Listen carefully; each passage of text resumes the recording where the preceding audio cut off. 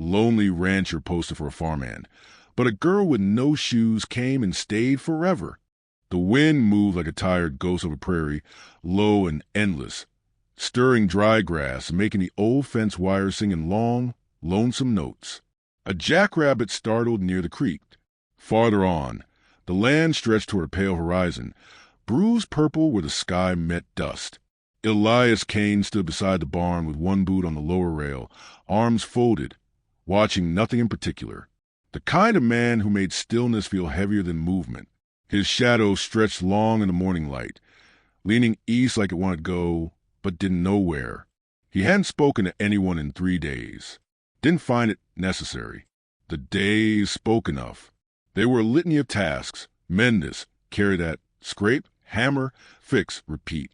Out here, words had no use unless they could fence a calf or catch rain.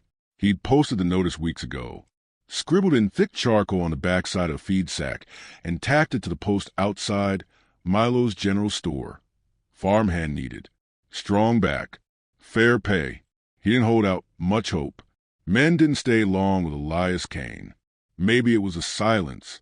Maybe it was the way the house looked like a widow holding her breath. Still, every morning he checked the road from the porch, mug in hand, the coffee bitter and black as grief. The porch creaked beneath his boots as he shifted his weight, looking out as if the horizon might answer back. But nothing came. Nothing ever did. The ranch was tired ground, bone-dry and ornery, with fences that slouched like old men in water that tasted of iron. But it was his, and he worked as a man worked something that nearly killed him. Hard, but with a kind of reverence. He spoke to the horses more than people. They didn't ask questions. The air smelled of rust and grass that had given up. Clouds had passed by yesterday, heavy with promise, but never broke. He'd watched them like someone watching a wagon, keep moving after they'd fallen behind. Just another thing that didn't stay. Around midday, he shoveled manure in the corral. Sleeves rolled, sweat on his brow. The sun had a mean lean to it, straight down and sharp, as if it enjoyed pressing its weight into things. He heard the buzz of flies, the creak of leather, the wind scraping dry leaves across dirt. Then he felt it. Not a sound, not a shape, just the sensation that someone was watching. He straightened slow, hand near the pitchfork, and turned toward the road. She was there, not coming, not walking, just there, like she'd been dropped from the sky or stepped out of a dream someone else forgot to finish. A girl, barely more than 20, standing a ways off, backlit by sun, thin as fence wire, still as a stone. Her dress was blue once, now gray with dust and frayed at the hem. She had no shoes. Her feet were red with the road. One arm held a burlap sack over her shoulder, and the other hung loose, like she'd forgotten what it was for. Her hair was tangled, falling in uneven ribbons, but her eyes were steady. They didn't plead, didn't flinch. He didn't move. She took one step forward. "I came for the job," she said, voice dry as the wind, no tremble to it. He blinked. She shifted the sack on her shoulder. "I can work. I can stay out of the way. I don't need much." Still, he said nothing. The flies returned to buzzing. A hawk wheeled above them. The moment stretched like leather pulled too tight. "You ain't gonna ask where I came from?" she added. No. Silence again. The kind that said what it needed to without words. She looked toward the barn, then the house, as if taking measure things. He didn't stop her. She nodded once, slow, like she just passed a test she didn't study for. "I'll sleep in the loft," she said. "Won't bother your house none." And just like that, she walked past him, limping faintly but not letting it show. He didn't watch her go, not at first. He just stood there, grip tightening around the handle of the pitchfork. Later, as dusk leaned over the hills, Elias sat on the porch, watching the colors bleed out of the sky. The sun died slow out here, like it hated to leave. He cradled his mug again, this time full of water warm from the pump. He sipped it and thought of nothing. Then he thought of her. He hadn't caught her name. Maybe she hadn't given it. The barn was quiet, but the horse inside shuffled from time to time, restless like it wasn't used to company. Once, he heard the faint sound of humming, off-key gentle, like something a child might hum when they were trying to remember what happy felt like. He sat long after the stars began to salt the sky. The next morning, the troughs were filled, the eggs collected. A fresh path swept clear to the barn. She was already out in the field, sleeves rolled, a hoe in her hands like she'd been born holding it. He stood on the porch, hands in his pockets, watching her. She didn't look back, just kept working, hair tied back with a strip of cloth. When the wind came through, it lifted dust on the road, made the wheat tremble. And for the first time in a long while, Elias Kane wondered if maybe something good had finally found its way to his land. Not loud, not bright, just walking barefoot with sack and a voice like quiet rain. He didn't call out to her, but he turned back toward the barn, slower than usual, and left the door open behind him. The girl rose early, earlier than the sun, earlier than the rooster. Her steps on the barn ladder were soft, measured, like she was afraid to wake the wood itself. She folded the quilt she'd found tucked under the hayloft bench, then stepped out into the blue hush of morning, barefoot still, toes brushing frost-bitten straw. The earth was cold beneath her feet, but she didn't flinch. Cold didn't matter. What mattered was motion. Forward, always forward. She started with the trough, her reflection rippling faint in the water as she dipped the tin bucket and carried it back on the pump again and again. The chickens stirred as if startled by kindness, not noise. She fed them slow, careful not to spook them, hands moving with a rhythm that suggested she'd done it before, many times in many places. From the porch, Elias Kane watched. He said nothing, just drank from his mug, the steam rising like memory. She hadn't asked where anything was, didn't fumble with tools or second-guess the gate latches. She moved through the work with the grace of someone who'd learned labor the hard way. Her hands already bore the start of new calluses. Small white lines ran across her knuckles, the ghosts of old ones. Elias didn't ask how long she intended to stay. He figured time would answer that. They shared no meals, only spaces. She ate outside when the sun sat low, and he remained in the kitchen, chewing in silence. Once, he noticed she saved a bit of her biscuit to crumble for the barn cat, a one-eyed old thing that hadn't let a soul near it in months. But the cat came to her. Of course it did. She wore the same dress for 3 days. On the 4th, he left a flannel shirt on the fence post outside the barn. Didn't say anything. That afternoon, she wore it, sleeves rolled, hem tied at the waist. She nodded once at him, barely a movement. That was enough. By the end of the week, her limp had faded. She wore an old pair of boots she'd found in the tack room, Elias's late brother's, long since forgotten. They were 2 sizes too big. She stuffed the toes with wool and walked like she'd earned them. The work didn't seem to tire her, though Elias could tell by the way she held her shoulders at night, slanted and sore, that her body hadn't caught up to her will. But she never complained. Not once. She didn't ask for comfort, only space. And so he gave it. It was late one evening when he came in from the corral and found the porch swept, the wood pile restacked, and the broken handle of the pump re-wrapped in leather. The neatness of it all unsettled him more than any mess would have. He stood there, brow furrowed, boots still muddy, and listened. Inside, she was humming. Something old and lilting. A tune that sounded like home in another lifetime. The kind of song mothers sing while peeling apples. He didn't go in.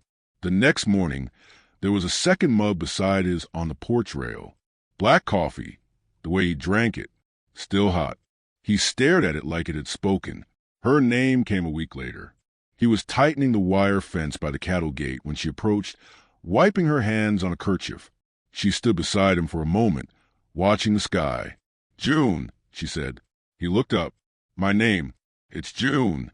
He gave a slight nod. "Elias." "I know." That was all. But after that, something between them loosened. Not open, not revealed, just relaxed its grip. In town, folks began to ask questions. Clara at the mercantile gave Elias a longer look when he came for feed.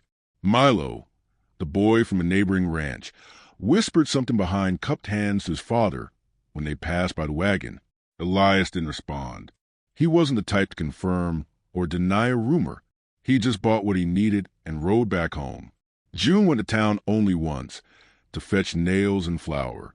She came back with more than that, a small wrapped bar of lavender soap from Clara, and a story about how the baker's wife had called her brave. Elias listened while she set the goods down on the counter. "You don't gotta be big to be brave," she murmured, more to herself than to him. He wanted to say something then, ask where she learned that, who she'd fought, what she'd lost. But the words caught in his throat and sat there like unbroken glass. That night, thunder began to rumble low on the horizon, a slow-moving storm, the kind that took hours to arrive, then didn't leave for days. June stood outside, arms folded, hair loose. She was watching the clouds like they owed her an answer. Elias came up beside her, slow. The wind had picked up. Dust spun in thin spirals across the field. "You're not scared of storms?" he asked. Her voice came soft. "Used to be." They stood together in silence, listening to the distant roll. When a sharp crack lit the sky, she flinched just once. Barely. He saw it. She took a breath, deep and unsteady. "Sometimes it's not the storm that scares you," she said. "It's the sound it makes when it hits something hollow." Elias looked at her then, really looked. She wasn't just tired. She was emptied, not broken, not gone, but scraped hollow like the inside of a gourd. Something had taken more than it should have from her. And yet, she stood. After a long pause, he spoke. "Storm will pass by morning." "I know," she said. They didn't move. Rain began to fall, slow and warm. June tilted her face toward the sky, eyes closed. Water clung to her lashes. She didn't wipe it away. When she finally turned to go, Elias followed. He opened the door to the house, just enough, then stepped aside. She looked at it, at him. "You sure?" He gave a nod. She stepped inside without a sound. The door clicked shut behind her like a chapter turning. Later, long after the lantern was out and the rain had softened to a whisper, Elias stood by the window and looked out across the field. The boots she'd worn were sitting on the porch, soaked through. Beside them, a little trail of her footprints led toward the barn, and then back, smudged now but visible, like a girl trying to see if she'd be allowed to leave and return. He stared at those prints a long time. Out here, the land didn't hold memory long. Tracks faded, dust settled, but something in him knew he'd remember those bare feet for the rest of his life. The windmill had stopped spinning. Elias noticed it at dawn, the blades froze in the hush like a held breath. A storm days earlier had knocked the tail loose, and now the wind blew uselessly past, unharvested and wild. He fetched a ladder, tools slung across his belt, but June appeared beside him before he reached the post. "I can hold the ladder," she said. He didn't argue.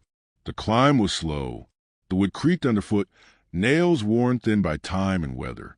From the top, Elias could see the whole stretch of his land. The dusty north fence line, the thin ribbon of river cutting the far field, and the slow-moving cattle like black coins scattered across the pasture. He worked in silence, screwing the tail back into place, oiling the stiff gears. Below, June braced the ladder steady, hands firm on each rail. When the blades finally shuddered to life, creaking once before catching the wind, she looked up and smiled, not at him, but at the sound. Back on the ground, she brushed dirt from her hands. Her face was streaked with sweat and early light. Elias offered her his canteen. "You ever fix a windmill before?" he asked. "No," she said, drinking slow, "but I've watched enough break." He almost smiled. Later, they split firewood together beneath the cottonwood tree. June swung the axe with a rhythm more careful than strong, but she never missed a mark. Elias watched the way her brow furrowed in concentration, how she knelt to gather the pieces like they were something sacred. By afternoon, she laid out fresh sheets on the line, bread rising in a bowl near the hearth, and a pot of stew simmering on the stove. The scent drifted through the house like something remembered, not new. He sat on the porch, boots off, listening to her hum again. This time, the tune had words. Low, slow, no louder than breath. A song about fields and hands and something too soft to name. He didn't go inside. Just stayed there, elbows on knees, heart working in ways it hadn't in years. One morning, she found him oiling the rifle. He hadn't fired it since the coyotes came for a calf the winter before last. "You expect something?" she asked. He looked up. "No." She studied the gun. Then him. "That mean you're not expecting, or you're hoping?" He clicked the chamber shut, slow and quiet. "Just being ready." She nodded like she understood. And she did. That was the trouble of it. In town, the weather had turned warm. Folks leaned on fences longer, let their horses drink a little slower at the trough. Word traveled with the wind, as it always did, curling around doors and down bar counters. A man had come asking. Said he was looking for his sister. Claimed she'd run off. Said she'd taken something that wasn't hers. Clara heard it first.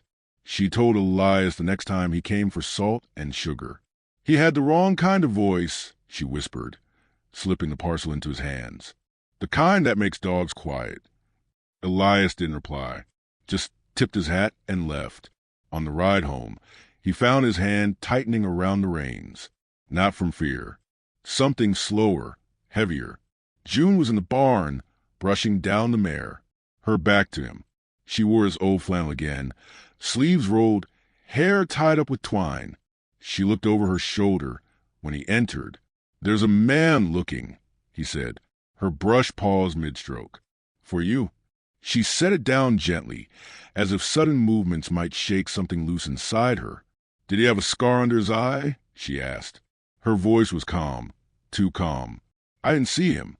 Clara did. June nodded once, then turned back to Mare. "You want me to handle it?" Elias asked. "No." He waited. "I'll handle it," she said, "if he comes." That evening, she didn't hum, didn't cook.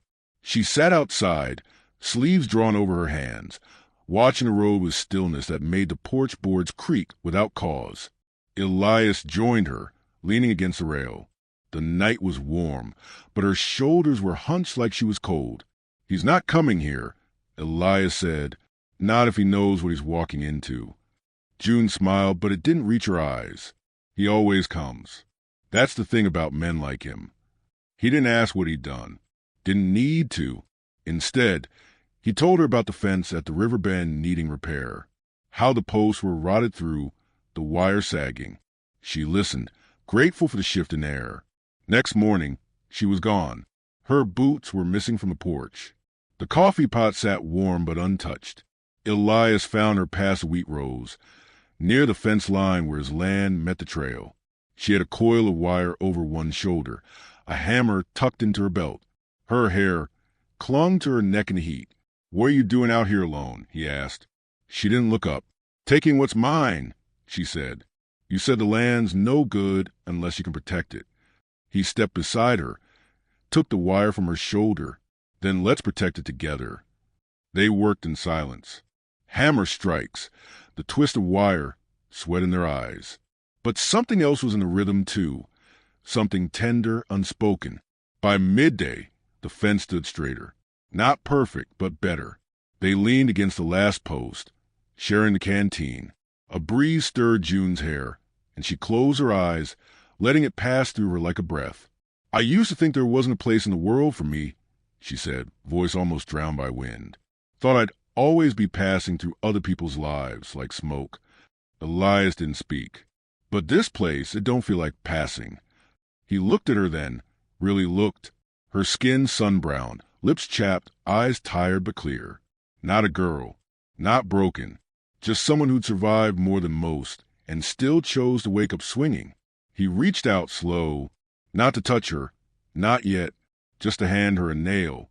She took it, their fingers brushing. The sun warmed the fence behind them. The windmill creaked in the distance, turning now, catching every gust. And from somewhere deep in the land, or maybe the heart, a sense of peace unfurled like a flag. Not loud, not proud, just finally, fully real. The fence held. That morning, June walked his line alone, hammer swinging lightly in her grip. Each post stood firm, wire tight as fiddle string.